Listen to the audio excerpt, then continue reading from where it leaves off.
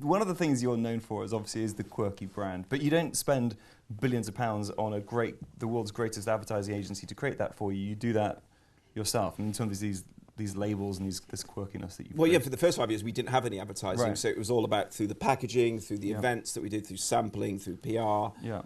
I think the thing that was cost us nothing was create the most value. Is just writing dumb jokes and interesting copy on the side and keeping that constantly ticking over, because it just created a slightly more personal connection between the person that bought the product and the brand, and it just made it a little bit more interesting. Yeah, it's got us into trouble at times as well. You know, all these things, they have a cost and things that we weren't going to measure. Sometimes we put jokes in the ingredients panel, and I remember this one time where I'd written on a strawberry banana smoothie, 6 strawberries, 3 bananas, half an orange, and 2 plump nuns. It didn't really mean anything. It was just a stupid joke. I printed it, forgot about it.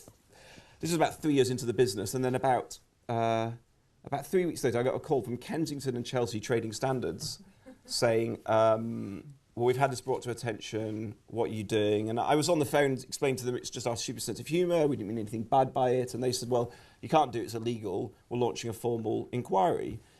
And I remember they thought you'd committed murder. Well, to be fair, we had broken the law. You're not allowed to do that. And this thing rumbled on for 6 months of us having to issue our defence and, put in our counter arguments. And I had to have not a day in court because it wasn't actually a legal thing. It was a trading standard thing. So it was like a proper adjudication where you have a person that weighs up the case. And the person that was in charge of it had heard my evidence and heard the prosecution and said, well, we're going to retire and write you with our decision. And I swear I think actually it's my favourite moment of the last 12 years is opening this letter, and it said, "Dear Mr. Reed, you must either take off the reference to plump nuns or start putting them in your fruit juice." And it was just quite an amazing moment to sort of see that's where the bureaucracy had got us.